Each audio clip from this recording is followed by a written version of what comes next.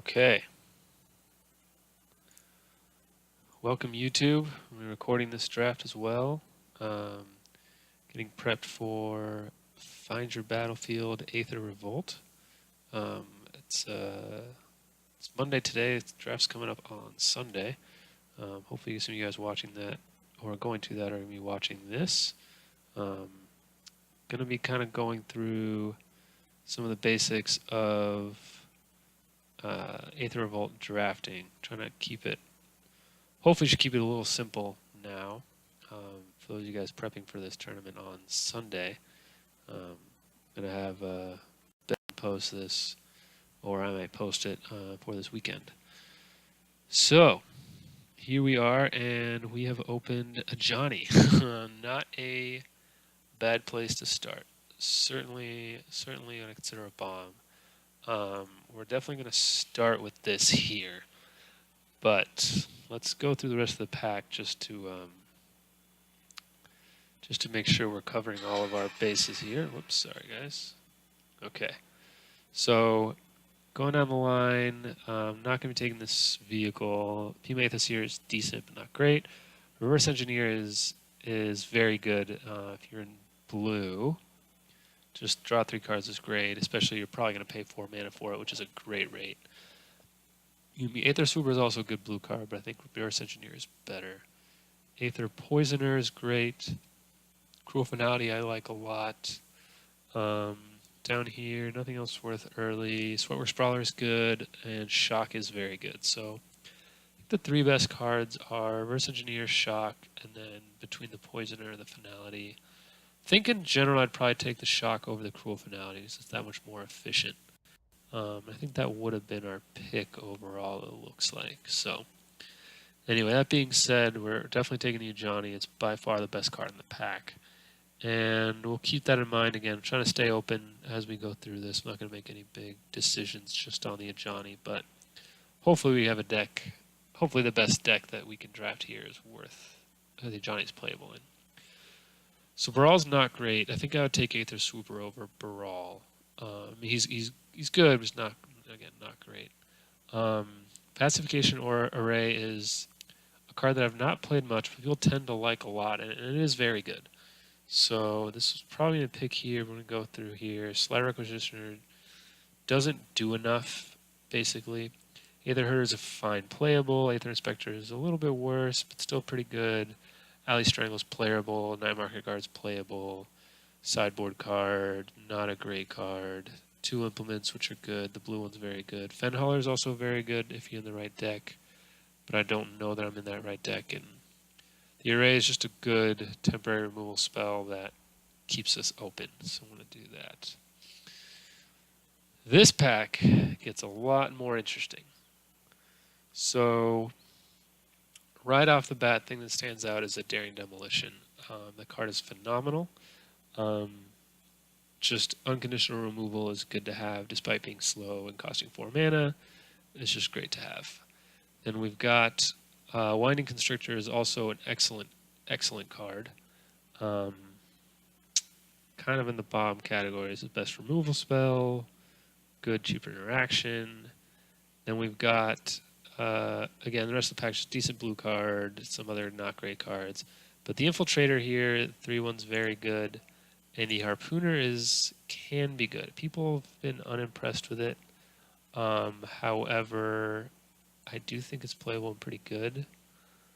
That said, I think Winding Constrictor is the biggest upside this early in the draft. It's another gold card, which is not great. But my next pick would have been the Daring Demolition, which is also a card that doesn't really go with the Johnny. So I think if I would have taken the Harpooner, it would have been good because I have 2 white cards, but I'm really trying to stay open here. And keeping this in mind, I'm going to try to opt for green cards so I can at least play one of these 2 gold cards. Again, could hopefully play both, but I think I'm just taking the highest upside here and I think the next best pick is the Daring Demolition, but again, that's also a black card with our green-white card. Here, the only cards that really stand out are Crusher and the Cavalry. Crusher's good and playable. But I think the cavalry is probably overall better and safer. You don't have too many vehicles in your deck, and want to start taking some creatures. And green is kind of what I'm looking for, given my 2 picks. So that's why I'm going to prioritize that. I don't think anything else really stands out. Night Market Aeronaut's good with the Winding Constrictor and a good card, but not great. All right. So a lot of good cards in this pack. I'm not sure what people are taking over these. I guess it's just their commons and rares missing, or uncommons and rares missing. But Conviction's good in a Revolt deck. This is good in a Revolt deck, not great. Daring Demolition is excellent. And seeing one this late is probably a sign, especially given that the opponent, the person to our right, passed us one. We did pass one already, but it's not that big a deal. Green Implement is very good, especially with things like the Constrictor and the Cavalry. And taking another Cavalry is good as well. I think these 4 cards are the better picks here. Conviction's good too. If I had taken the Harpooner, I'd be taking the Conviction right now, certainly, because it goes with that. But I think Daring, I'm just going to take the most solid cards. I'm still in that mode where I'm going to be taking what I think are the best cards in each pack. And then, you know, later towards this pack is when I start seeing what colors that lended me towards, so I can start seeing what's open. And I have this set by mana curve right now, which is great. Because I am all over the mana curve, even though I'm not going to be playing all these cards. I have a chance of playing all these cards, but I'm not guaranteeing that. So I'm definitely in these Abzan colors, and Augmenting Automaton will be playing no matter what. If we're black, this is a good white card. We've got some good red cards. Maybe it's correct to take the red cards here. I don't think... Again, I think the red cards are kind of a sign. I don't think that white card's quite good enough to make me want to go into red. Or sorry, to take the white card. So I'm going to hedge. And basically, I'm not missing much by not taking that 1-drop black artifact or the flying white creature. So I'm going to kind of hedge my bets a little bit and see if red is open. I'll be glad I took this. So here... Bastion Adventure does stand out, but I'm nowhere near that. Fenhauler is a little closer. Water Automaton is just a good cheap card to have. But I think I'm either black or green. So I'm going to go ahead and I'm going to take Fenhauler. Oh, no, I already took this. Okay. Again, doing a lot of back and forth, but I don't mind doing it in Aether Revolt. There's a lot of good cards. You're always going to have enough playables. I just want to figure out what's the most open deck. Here, if I knew I was black, I'd take the Aeronaut, but I don't know that. I have 2 good black cards, but I'm not positive on that. I have some good green cards. It does look like blue is pretty open, but I think I'm going to take this boar. Again, just the strongest card overall. Still going to stick with that strategy of taking the strongest card a little bit longer. I don't think I have to make a decision quite yet. All right, in all this, blue's open, but I'm not going to be... none of these picks really go with an Aether Swooper. So I'm just going to take a card I can play. Decommission would be fine, but I don't even know that I'm playing white. So I'm just going to take a card I can play, and as you'll see, I don't have any 3-drops, so good to fill that slot in my deck. Okay, I am... Again, I can either take another card that I can play if I need playables, keep myself open, or I take a green sideboard card. And in all of this, it does look like I will be green.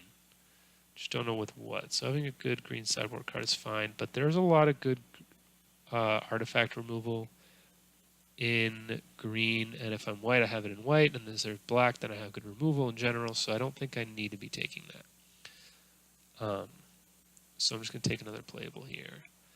Seeing a lot of these guys, I don't think they're great. Given the 2 artifacts and another pacification array, I think I can just play this as a decent black card if I want to play black. And nothing really here. It's possible I play this if I'm a Revolt deck. And getting a late one of these is an interesting signal here. and another black card. So black may be the most open, um, and nicely opening some great black cards. So now what I am going to do is go by color. So got some decent black cards with the Constrictor. I'm going to look at the cards that I care to play. And it looks pretty good for green here.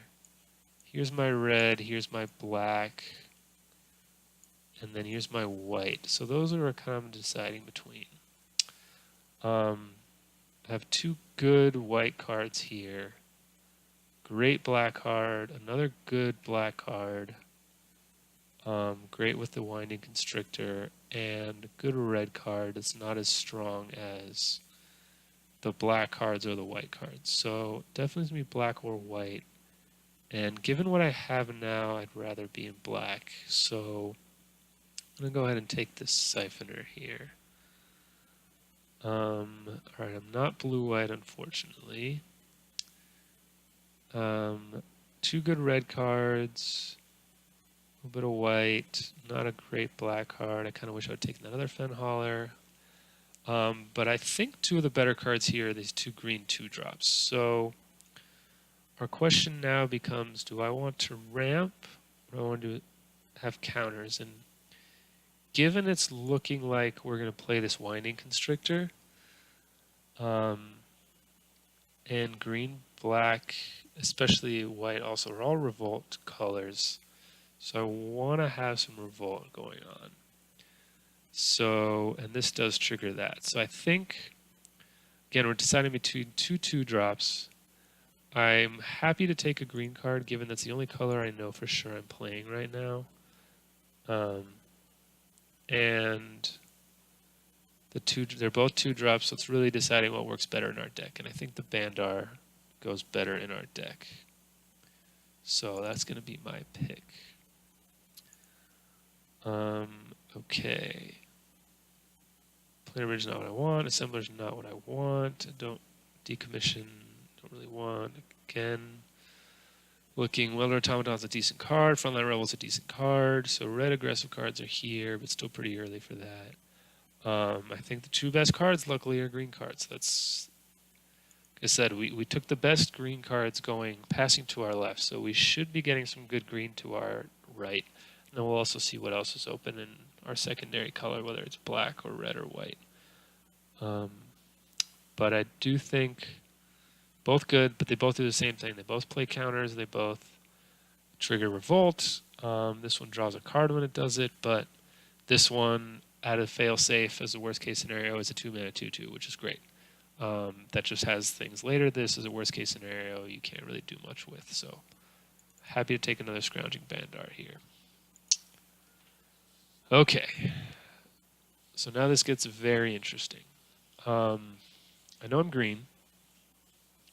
Leaning towards green black.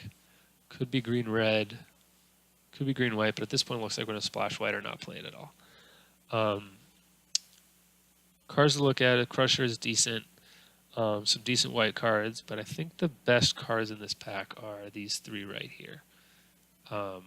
At each point of their mana, they're progressively more powerful, but also progressively more expensive. I have a good amount of 2-drops, which is nice to have. Oh wait, this is not a creature, so I'm going to leave this out so I don't get confused there. And I could either take the green card basically or take a better red card, but I think my black... Now black's being cut right now. Not seeing a lot of black, but I am seeing some good red, especially in that pack. But what I did is to go ahead and I had to take the green card because I need more 3-drops. Again, I don't really want to play both of these night market cards, even though they're fine to play. The upside of that red double striker, I think that was my next pick, is very high, but given I decided I didn't need the 2-drop. And it's good to splash. I do have some energy. It is good with the Winding Constrictor. There's a lot of good things going on with that card here. Overall, I'm going to go for a little more consistency here. So I think my black is better than my red is already. And as you see here, I'm not necessarily red here. So best cards here are Growth, Automaton, Destructive Tampering, maybe some Flyers, but the Unbridled Growth is going well with our Minor Revolt trigger. All right, well, this is kind of hard to ignore now, because now this is pick 6, and we still see this card coming. Now, the problem here is that this is going to our right now. That means I don't know that red is going to be open to in our third pack. But what's more important in our third pack is green. Red is not great in that pack, and black is decent. So as long as we're cutting green and black, we should be okay. And there's no really good green or black cards here. I could take Fourth Bridge Prowler, but the upside of this is great. Works great in our deck. It's just a very strong card, and I could just end up being green-red. Or I could splash red if I get some fixing, more than just this. If I don't want to splash white, we'll kind of see how this goes. Here, though, I'm not that impressed with these red cards. I don't need this in my deck, and I'm kind of due for a good vehicle. So I'm going to take the Crusher here, especially if there's night market cards that can crew it. And I do have a lot of 4-drops, so that is a consideration. Big consideration here. So what it's going to mean is in pack 3, I'm going to edge for 2 and 3 drops. Even though I have a good amount of 2 drops and 3, I have just this is too many 4 drops. I guess this isn't really a creature, so that can be anywhere. But they seem to be all red as well, which is interesting. So with the way those options. This is the best card here, though, for us. I'm not excited to play it, but it is a card that we'll probably play because we know we're going to be in green. Nothing really for us here. I don't think we'd play 2 of these.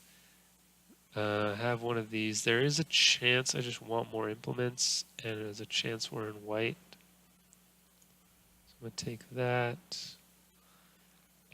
Conviction's pretty decent. I don't have a ton of Revolt, and it doesn't look like we're going to get much more here. I think that's the only Revolt card. Oh, and that one.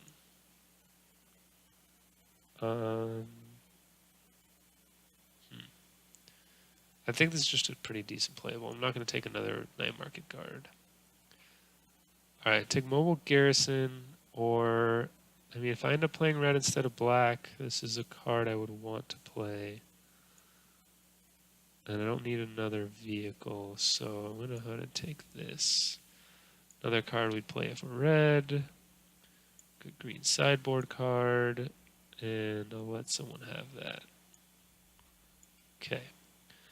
So benefits of Magic Online is you get to build your deck as you're going. Right? So I get to see my mana curve, I get to see my colors. And everything. So I know I need some 2-drops.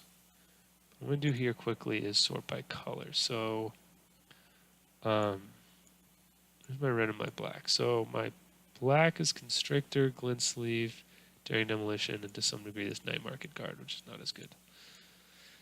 My red is 4 Brawler, Scrapper, Champion, which kind of get progressively better. So I think I'm still leaning black, but we'll have to see. And not really white unless I splash it, which at this point I think I'm fine with that, given I'm green. I have some other playable red cards here, but that's something I have to do. So back to our picks. No real green cards. Black cards are only mediocre. It's a good white card, but I don't think I'm here, especially if there's other options. We've got a very good red card and an even better red card. So, not committing to it, but having the Welding Sparks, at least, if I'm red, can replace this Daring Demolition. And so that may lead us more towards red.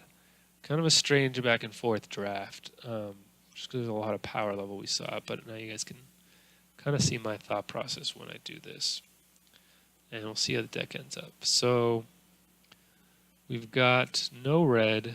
We've got a pretty good black card, though we don't have a ton of artifacts. We have a regular artifact here, but we already have a lot of 4-drops, especially if we're going to be in red. So we luckily have 2 good green cards. Between Appetite, which is good, because I don't have a lot of artifact removal and enchantment removal. Can always get more of these, though. I think the highest upside card, that the best card is here, and I think it's worth taking here.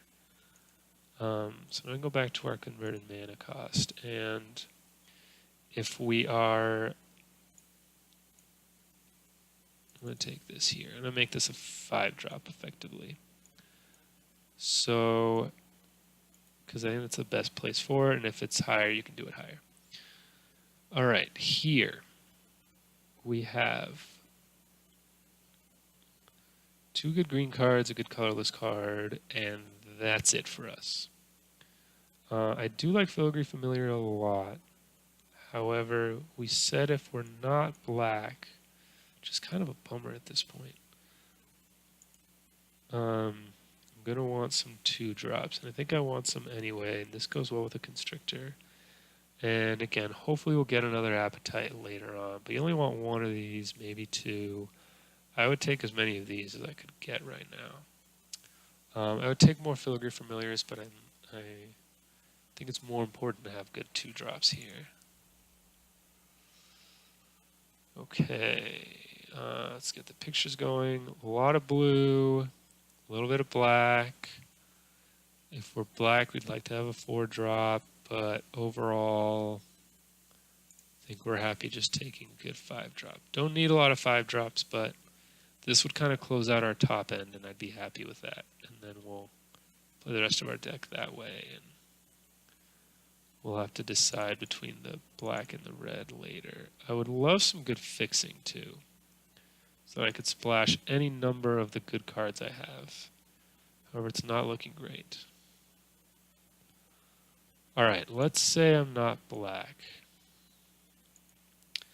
I have a good amount of 4-drops already.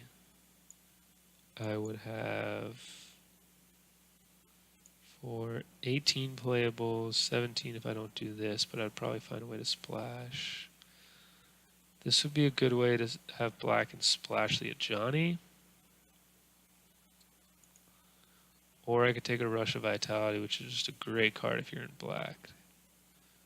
So basically 2 black cards. What's the bigger upside here? And I think it's the Rush in this deck. Alright, seeing some better black here. Have the 5-drops already. Don't have a lot of removal, and I would main deck this, so I'm going to do this. And here we are again. I have some creatures, but I would love an Appetite. So I'm going to go ahead and take this, and I would probably main deck this. Again, it's looking like this black versus red decision will not be made until the end of the draft here. I'm just going to be taking the strongest cards. And we'll go over all of this in deck building, but right now I'd be cutting 1, 2, 3, 4 red cards, or 1, 2, 3, 4, 5, 6 black cards. So I need some more playables. Not really, because I have another green card I can play and whatnot. Okay. Well, Attune of Aether is great. We have a few things we want to splash. If we are black, we want to splash red for the Welding Sparks. We want to splash for the Ajani as best we can. Even though it's not looking like we're going to get anything else. I wish I would have taken that Concealed Courtyard if we end up in black. I think that's just a better upside than there. Although we do have this Unbridled Growth to splash as well.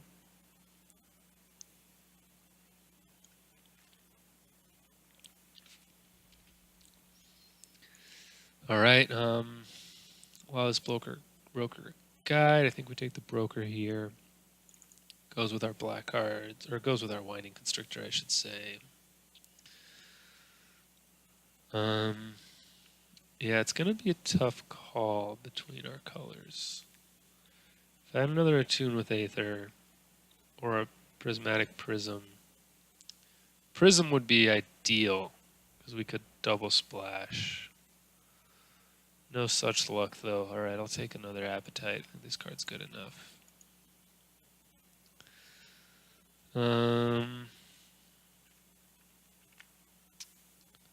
Yeah, we do have some red cards in the sideboard if we need them.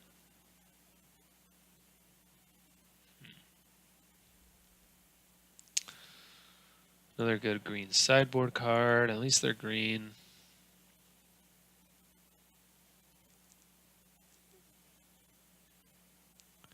All right, well, it's this deck building is going to be very interesting. So, at the very least, I hope you guys have learned a little about that wavering back and forth. And nobody's playing blue. Nobody likes blue in this draft, or in this format, I should say. I'm never going to play this. Okay. Yeah, hopefully you guys get to see a little bit of the back and forth and why, again, I was purposely trying to stay as open as we possibly could, kind of to make a point as part of this draft. But there you see, again, we've talked about drafting being all about trade-offs, and there you see some of the trade-offs of you stay open, you get the best cards. I mean, I ended up with some really strong cards here. But, Constrictor and the Glint Sleeve Siphoner and the Welding Sparks. But you do run into the problem of, sometimes you just don't have a cohesive deck, and I could have taken some better black cards potentially, or green cards that would have made my deck if I didn't take some of these red cards. So at some point you do have to make a call and just pick your deck and go for it. But my point was with this draft, and we'll see how this deck building goes, but my guess is you can kind of do it the way I did, where you try to stay as open as possible and see what the packs bring you. Because again, pack 3, I could have just had some great red cards. Maybe I, took this Welding Sparks, and then someone passed me a Harness Lightning, and then go into, I don't know, another Welding Spark, something like that.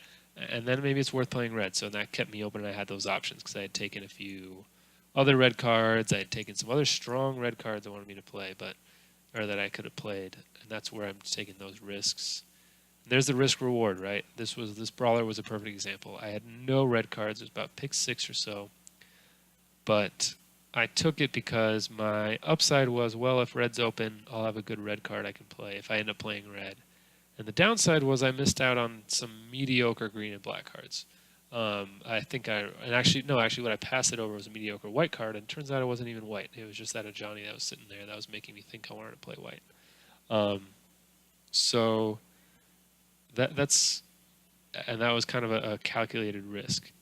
And, if I was white, yeah, maybe I'd rather have it. If I ended up being green-white with splashing black or something like that, maybe I would have rather had the 3-mana 2/2 flyer.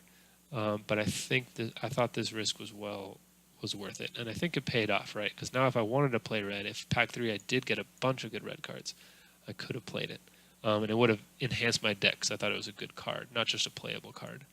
Like when I took the Rebel, that's just a playable red card that there was literally nothing else for me, and I took it because, well, hey, if I play red, I'll be able to have another playable. So I think staying open is often most correct. Especially as we had talked about, is cards now, especially creatures, are so much stronger. Just the packs, most cards in packs tend to be playable. You'll get some unplayable cards like this, like the Fog, and I don't particularly think the white one's very good, but it's certainly playable. So I wouldn't call it unplayable by any stretch of the imagination. If you're trying to trigger Revolt, but for the most part, there's just not unplayable cards in packs. So there's always going to be enough to build a deck, especially in a block like Kaladesh, where there's a lot of artifacts, where you have some of these free picks where, no matter what, you're going to end up playing it. And those are worthwhile to take early on because that, hey, well, I don't know what to take out of this pack, so let's just take something I know I'm going to play no matter what, add to my deck. So, and now we see the result of that, because even though we took, we kind of lost some picks to take some strong red cards, here's a good green-black deck. It's got 24 cards already. I would probably only play 24 anyway. I might actually, given the tune with Aether, maybe I don't play a Johnny, in which case, yeah, I'd have to figure out another card to play. And again, this was an exaggerated example to where I, barely have enough playables, but even then, I think this is still fine. I think I'm going to play this a Johnny with a couple fixing and 1 planes and be happy with it. And granted, towards the end of that pack, I was taking more black cards, and partially on purpose. But let's just say I decided to be red. Can go through this. Again, I can still splash the Ajani because I still have the green fixing. Go here. Excuse me, sort by converted mana cost. And boom, here's a 23 land deck. And I can easily play another Appetite for the Unnatural if I wanted to. Boom, here's a green-red deck, even though I took a lot of black cards. And here's my 24 cards, though. So, in the end, even though I wavered back and forth more than I should have kind of committed a little sooner. Again, this was mostly for you guys watching to prove a little bit of a point, and to see when I'm taking these calculated risks. But here you kind of end up with a playable deck, and what I think is going to be a pretty decent deck. I think the deck's pretty solid. I have a lot of good cards. I have a good curve in either color. And part of that is due to there being so many good playables in general. But another part is just, you take some solid, you prioritize one color. You do have to choose a color. And if you guys noticed, by pick 4, I was pretty settled in on green. I decided I was playing green. So if there was a strong green card and a strong card in another color, I opted for the green card just because I knew I was going to play it. And that's a good strategy, is to at least commit to one color so you have some direction of what you're doing. You don't want to be, I was kind of building a green-black deck and a green-red deck. What you don't want to do is build a black-green deck and a blue-red deck, because then you really have no overlap except for the artifacts. But even then, the artifacts probably wouldn't fit in both decks. So, all right, think I'm off teaching mode. Let's build this deck. So, if you look at this green, mana curve's pretty good. My non-creature spells are all across the board, and I've got a decent curve here. So that's one thing to consider if I'm looking at, other than just looking at the individual cards, can look at the mana curve. Now that I'm going through here, I'm realizing this Aether Herder I'd rather not play, 2 night market cards I'd rather not play, but at least these cards all work with the Crusher. But I'm very happy with these 2 drops. I'm happy with this 3-drop, happy with both my 5 drops. This is Wild Dreams, a great card. Pacification is always good. We got some fixing. I love having an Appetite main deck. I don't mind playing a Pump Spell. Johnny's great. So I've got some good things going on. So let's just go curve purposes. I'm going to choose between these 2 decks. And actually, not curve. Let's compare the cards one by one. So we've got a Welding Sparks and a Daring Demolition. Then what do we have? We have more removal, combat trick. As far as creatures go, we have a couple fillers like the Aeronauts and the Broker, and I think, where's my green? Rebel, and we'll say Broker, kind of similar, both 3 drops with slight upside. Then we'll say the Aeronaut and the Brawler are both about the same, both 4 drops, take a little bit of work. Both have some evasion, so they're good cards there. And I think that kind of cancels out. So then we've got, again, Daring Demolition and Welding Sparks. I think they cancel each other out. Welding Sparks is Instant speed, doesn't kill everything, can kill a lot of big things. I think those cards are pretty equal. Then we've got... So far, I think these are pretty even here.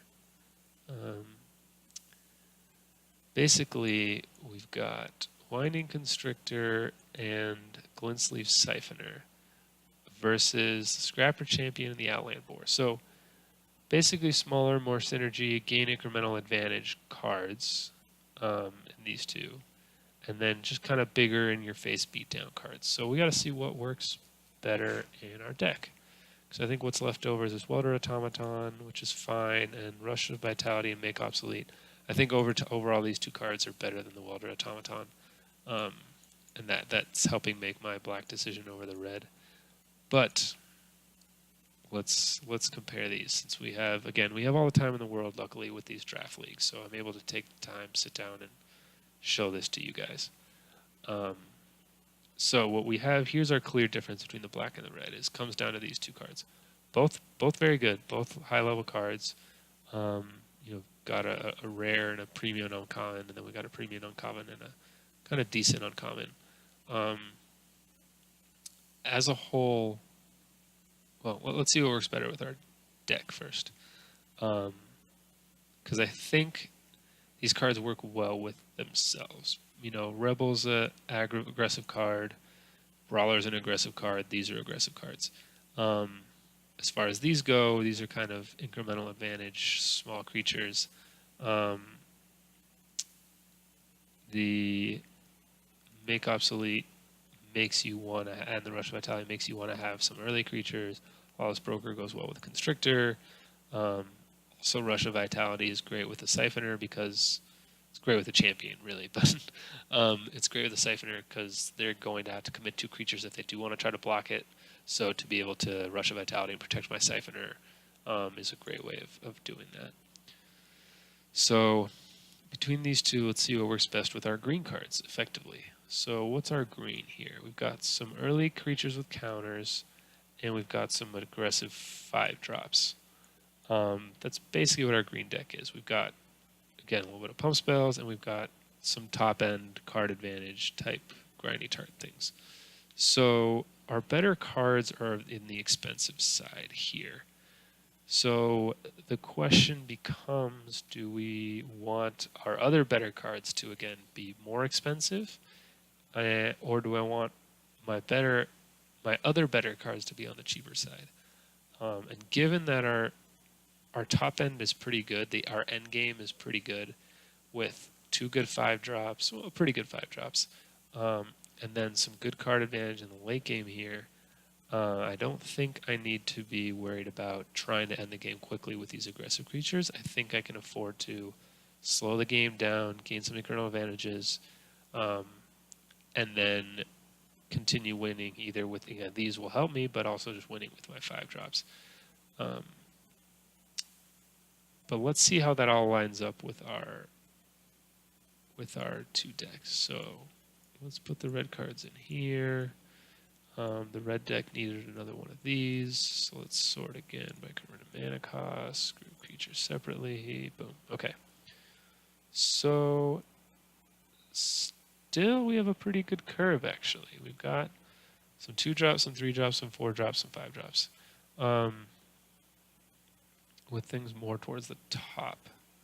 So that's not too bad. It's important to note that these cards doesn't actually affect the board well, even though this kind of does affect the board, that affects the board. This does. So it's actually not as bad as I expected. A decent curve, still not a lot of 2-drops, but that's not bad. We got some good 3s and good 4s. But now let's see what our black-green deck looks like.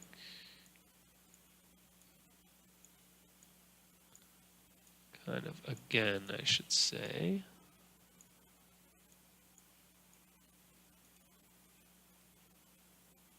Cost and group creature separately. Okay. So our black-green deck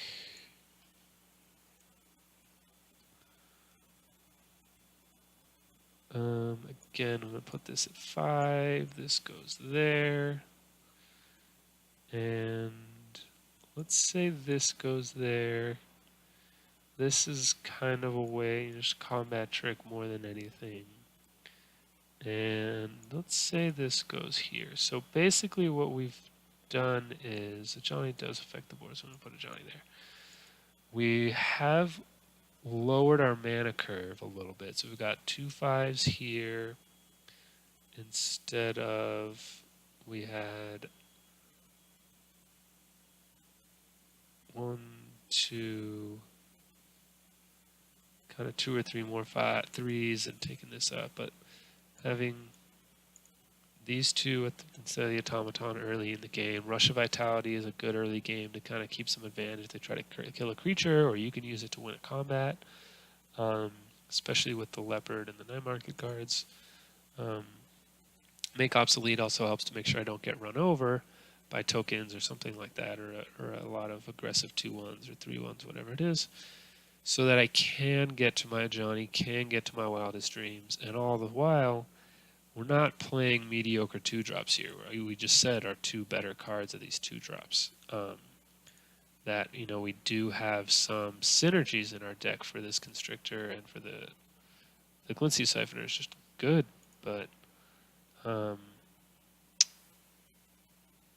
this is where, again, I think overall just the Constrictor and the Siphoner are better in combination than the Scrapper Champion and the Outline Boar, even in a vacuum, but still it's good to compare what works better with the deck, and I still think that in this deck, I still think this deck is a little bit better still, just because the curve's a little lower, and we got some more powerful cards at the early game to complement our powerful cards in the late game. So this is the deck I'm going to go with. I know it's kind of a long-winded explanation, but hopefully that makes sense to some of you guys of how I'm coming to these decisions, because normally people kind of rush through this and don't talk through all the things. But so you guys know that this is the kind of thing that players are, when you see players quickly going through and building mana curves and looking at decks, these are the thought process that is a little more intuitive. Once you've been doing this for a long time, you don't have to spend 45 minutes going through, or I guess 20 minutes going through each and every option. These are the things that you can build, and again, this is opinion based. Someone might say, you know what, you should just play your aggressive red or green deck, and it's going to be better. And that's what makes Magic great, because you might ask 2 different professional players, and they might tell you 2 different things. One might like this deck better, one like the other deck better. They may have wanted to draft my deck differently, but it's also cool,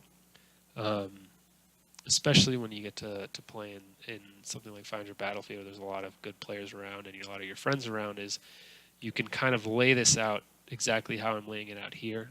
This is laying it out on paper like this. I think is a great way of laying out your mana curve, laying out your non-creature spells, and then you ask your buddies. You're like, hey, this is my deck. What do you think? Or which of the 2 decks do you think is better? Or should I play another Appetite for the Unnatural? Should I even play this Ajani, or should I take out the Ajani and splash a Welding Sparks? These are instead. So given that I can, with these 2 cards, I can just put either 1 mountain or 1 plains in my deck and be kind of good to go with either one. So you can kind of ask your friends and get opinions, and that's how you learn. Is by getting many opinions from different people until you form your opinion and you see what's best. So anyway, hope this was helpful for all you guys watching, trying to just improve on your drafting and your deck building. I think you do get rewarded if you kind of slow down, stay open, take the best cards, and then as you're taking better cards, you'll start to see what color these good cards start coming in. And you choose your colors that way rather than, oh look, I opened some Ajani and then I got some good green cards, and there were a couple white cards that are good enough. Let's just take those. Now, it's very possible I could have drafted a great green-white deck. We passed a lot of good white cards. And I think our green-white deck could have been very good. I would actually be very interested to do the same draft over again if it was possible. And what I'll probably do is look over this past draft and kind of eyeball and see what it would have looked like if I would have just been taking straight green-white the whole time. Because white was open. It's not that white wasn't open. I just thought the black cards were better at the time. And then in Pack 2, definitely the red cards were were the better cards. And as you saw in Pack 3, as I said earlier, Pack 2 we're getting a lot of red, and I said the danger is going to be in Pack 3 we might not get any good red cards, and we kind of didn't. We opened this Welding Sparks, but we didn't get past any good red cards. We did get past some good black cards. That's how we ended up here. So again, that's reading the table and reading what kind of cards you're getting is better, because that's how you're going to get the most depth out of your deck. I said easily could have been red, and some of those early red picks would have paid off, but in this case, it just so happened that the black ended up better. So let me build this mana base for you guys, and I'm going to cut this video off. To do that, I know, so here's what I know is we've got one good way to splash, a decent way to splash, and I'll throw 1 plains in there. That gives me 2 to 3 sources of white for my 1 white card. And again, quick note on splashing. We're splashing a 6-drop, which means I have until turn probably 8 before I even have 6 mana. And at that point, I would have seen more cards and more likely to see either a plains or an Umbral Growth or an Attune with Aether. So at that point, I've seen 15 cards in my deck roughly, and that's statistically means I should have seen one of my 3 white sources at that point to play as a Johnny. And then even if it's delayed and I don't draw it for a while, I don't mind splashing for a card that is going to be good anytime you play it. This card's going to be good. What you don't want to do is splash for something even like Glint-Sleeve Siphoner or even Winding Constrictor, because if you play this on turn 9, these cards aren't going to do too much. But this is always going to do something. And Welding Sparks too, you could splash, because at any point, just instant speed dealing many damage to a creature is just good. So there's a card you can splash for. Wildest Dreams is a card you can splash for too, because it takes 1 green, and you don't want to play it until you have 5 or 7 mana anyway. So that's just a quick note on splashing. So anyway, I'm going to play 16 lands, because Attune with Aether is basically a land. So that will give me 17 lands, and that's fine, because I have a lot of higher power cards and things I want to do with my mana. So I'm going to play 1 plains, so that gives me 15 other cards. So I'm going to decide basically which is, whether I'm going to play more green or more black. And so what I'm going to do here is combine groups.